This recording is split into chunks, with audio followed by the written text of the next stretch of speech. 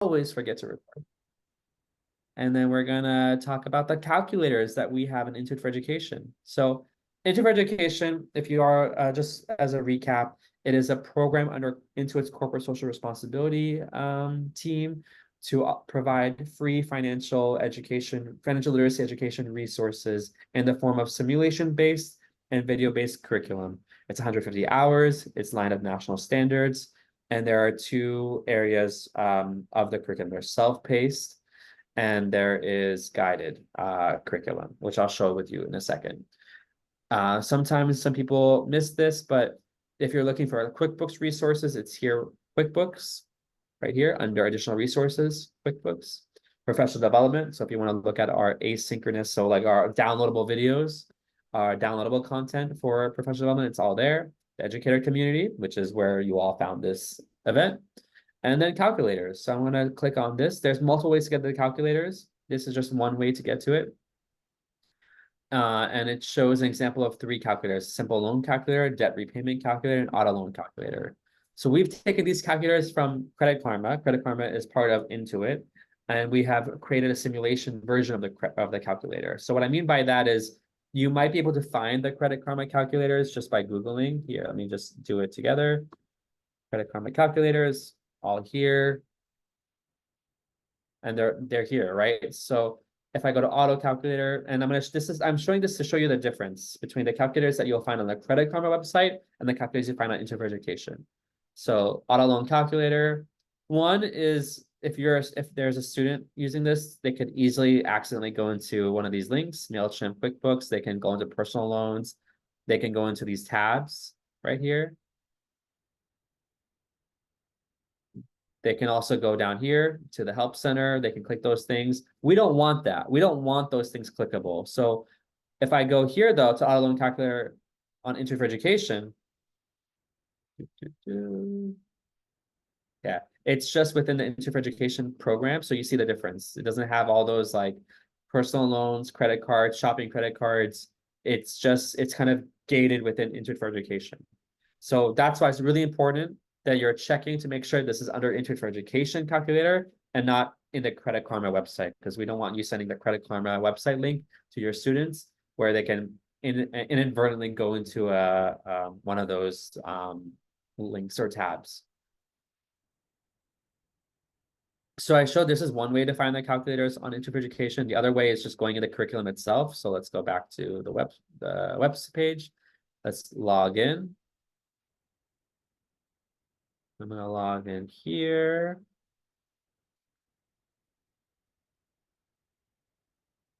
How many of you have used the calculator before or know that we have calculators? Yeah, Porsche. Okay, just Porsche. Cool. Good. So some of this will be new and some will be refresher. You'll see here at the top, just highlight that in order for you to bring students in to assign homework, lessons, activities, you need admin approval. That's usually your department chair or your principal. You can, though, if you want, just share videos or share the links of the simulations directly with your students. You don't have to add them into a class. This is just so if you want to have an easier way to grade the students, like lessons or quizzes, they're all in like a class on Intuit for Education, and they're joining by a join code, similar to how you use Kahoot. Like Kahoot has that number code, and then they join in without having to make like a same account that you made. It's like more of a student account that's just student resources. It's the class that you assign them to use, the content you've assigned in the class for them to use. But in theory, you can also just link the calculators or simulations. So what I'll show here, there's a couple ways to find it. One is just calculators right here at the top. The other way, it's down here, calculators. If I click on calculators, I'll see the whole suite of calculators. So can someone tell me which calculator would you like to try first of all these? I can pick one, but I want to know from anyone if there's one particular calculator you want me to look at. No, it's all good. Student Okay. loan calculator. Which one? Auto loan or student loan? Student loan. Student loan. Let's go to student loan. Okay, great. So it gives you the information like overview here, whether you're thinking of taking out a personal loan for debt consolidation or a student loan for college costs, probably want a sense of how much your loan will cost over time. It has the bars, desired loan amount, estimated interest rate, desired loan term. It has something called the amortization summary, and then practice activities. So what I like about this is you can ask your students to just practice using the activities here. And they can also just play and put numbers in, random numbers. That's also fine too. Because what we've found when we work with students is we have found that they actually like exploring, like, if I had $10,000, what would that mean? If I had 50,000, oh, my mom told me she had $20,000 loan. Let me see what that actually costs. I don't know the interest rate. Let me ask her. They actually start talking about this amongst themselves and with their peers, and it gets them more curious, right? And we actually want to see them punching more numbers, calculating more numbers to see the differences that the output provides. So if they're doing that, that means there's like the curiosity, there's learning happening. But I would recommend starting with the activities down at the bottom. So we have here cost of furniture 2,000, interest rate. Actually, this doesn't. Oh yeah, simple loan. Okay, I picked simple loan. Sorry, I didn't pick student loan. That's my bad. I was like, that's not a student loan activity. 2,000. Let's do 12% in 18 months. And it gives you right here. $121 is the monthly payment, principal pay, 2,000, total interest paid, $195. And then it says the amortization summary down here. It's pretty simple. I've found that these activities are really good within like a unit. So if you're teaching about loans, you can give this to the students as an activity to do by themselves. Usually it's better with their peers though. So having them do it as a group to do some of these activities, it's usually like just like 5 minutes long. It doesn't take so much time, and it is embedded into our lesson plans. So, and I'll show the lesson plans in a second. But it's also great as a standalone because you can also just simply get the link of the calculator at the top of the web browser and share it with them. So they don't have to log in. You don't have to send them as a join code. You can just send them the calculator and they can play around with it and try the activities. Let's go to student loan calculator. I know that was the original one. You'll see here the difference. They have a monthly payment cost and a loan cost. There are two tabs here. This is a really great calculator to use if you're talking about college planning. If you're talking about student loan, if it's a student loan unit or college planning unit, you can use this as an activity for them to practice some of the costs associated with college in the activities down here, or for them to look online, for example, what's the net cost of college for this university I like? What's the, let's like guess some interest rates that I might need to that I might be needing to pay, and then the loan term amount. So we've seen students do both ways and teachers do it both ways, one using the activities or looking online, getting some information and then punching in the numbers in the calculator. So here you'll see it gives like a little case. Isabella is beginning to think about college. She knows that she'll have to take out a loan and wants to find out the cost of repayment. According to an article, the average college debt is $37,000, interest rate is 6%, and length of loan is 20 years. So let's do that. 37, what is it? 6 and 20, 6 and 20.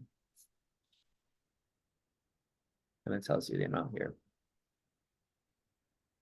And let's say I want to go something crazy. Like I'm a student, $101 million, 20% interest rate, 60 years. It does give the amount, see? So I'm just like testing that. If I put an amount, I can. $16,666 a month. Good God. Who has that money? I should go. Intuit. Intuit, yeah. Intuit will pay. We have a scholarship. So what is your desired monthly payment? So use the student loan calculator to enter what you can afford per month. So this is also interesting. What is your desired monthly payment? So let's say my desired monthly payment is like $500, 6%, loan term, 30 years. Yeah, $83,000 a month. That's crazy. Yes, my student loan amount. Oh, because I have it still here. Let's start over. Sorry. We to calculate it. Okay. Start over. Yeah. So then $500, 6%, 30 years. Let's see.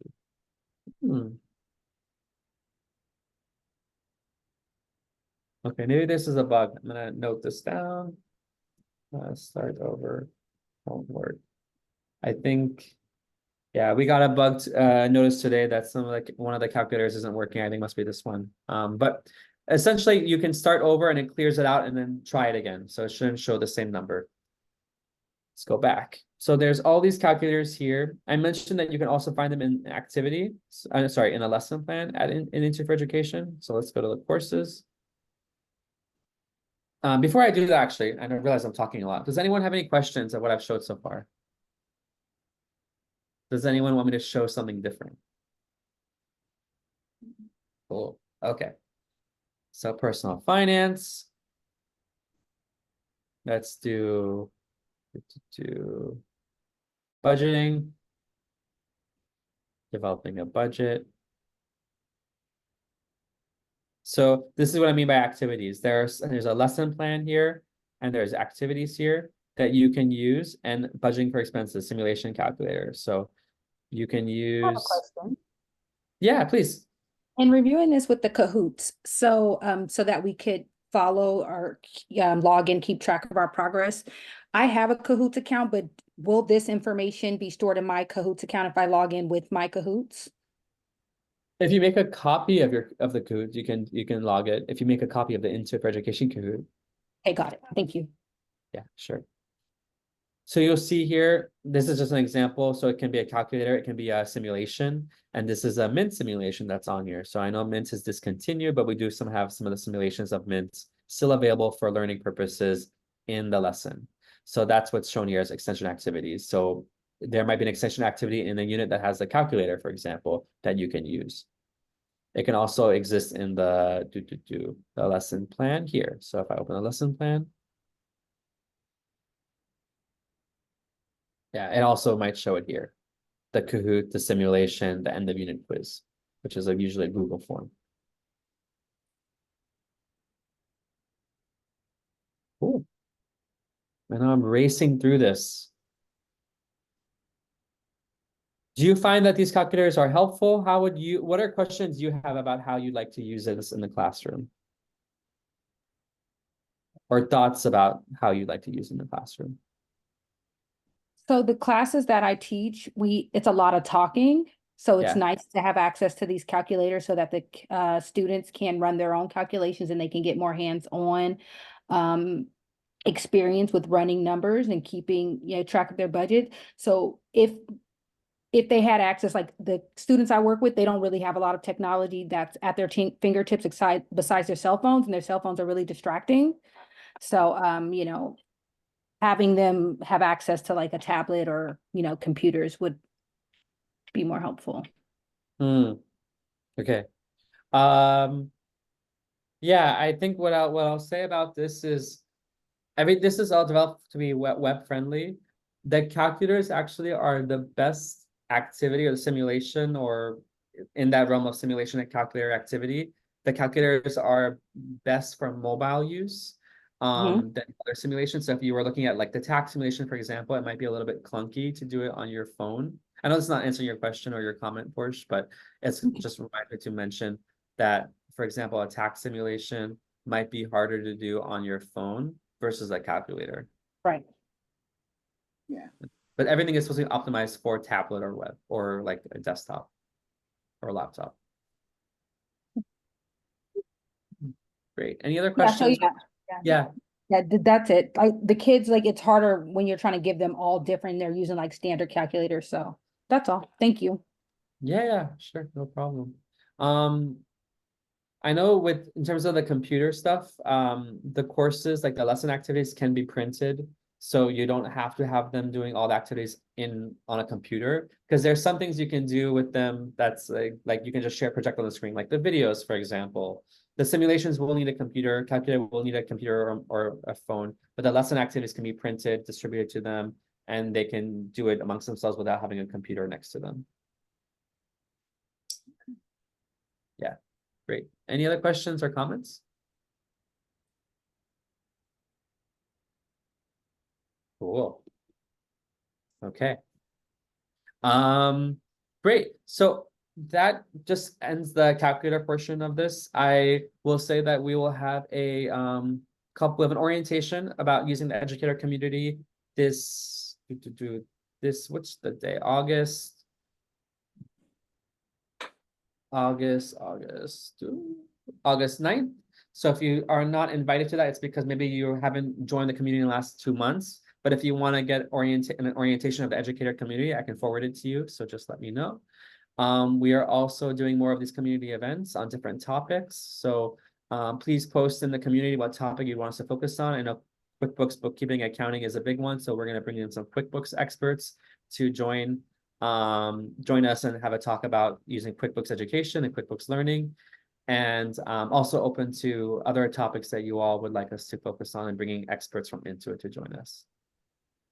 I noticed you have Hour of Finance challenge on your Yes. website. Can you briefly talk about how we can participate at the Hour of Finance challenge? Yeah, our finance challenge is in April during Financial Literacy Month. So I do recommend you hold that month to do it. It's 1 hour long, so that's the name. And it is something that we're building the game for it now, actually. So it'll be a game. It's similar to what we did last year called Prosperity Quest, but a new world, a new challenge.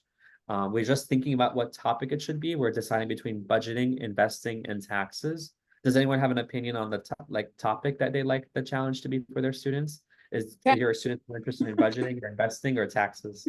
Taxes. They're more interested in taxes? Okay. Yeah, taxes. Anyone else have thoughts about that? Do you have an opinion? Because we do share the educator's opinion with our group.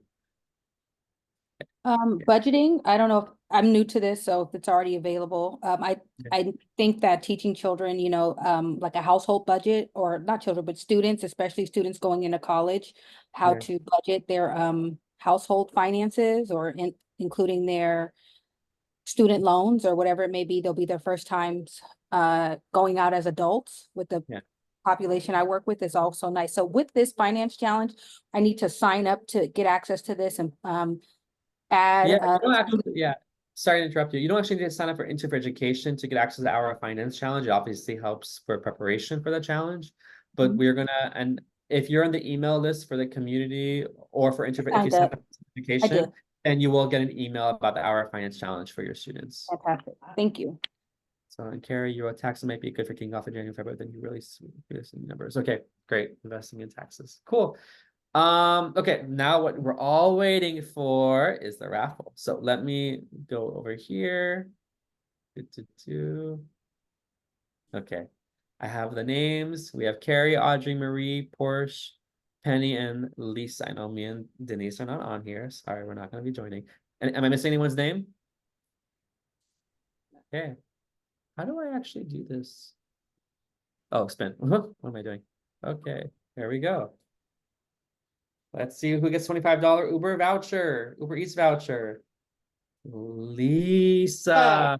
Woohoo, Lisa. Lisa, you get the Uber Eats voucher. Okay, I'll send it to you Oh, today. that's great. I feel bad because I missed like 5 or 10 minutes of the webinar, but You were thank here for most of it. That's the important thing. Okay, cool. I'm gonna do a quick photo if you don't mind. We're gonna do more of these community events.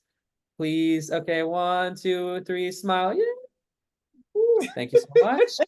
Super happy. Hey, I gotta get engagement with the community. It's my job. Please post there, share your questions, and we'll do more of these in the future with the vouchers, a few times a month at least. Okay, great. Thank you, everybody. Take care. Bye.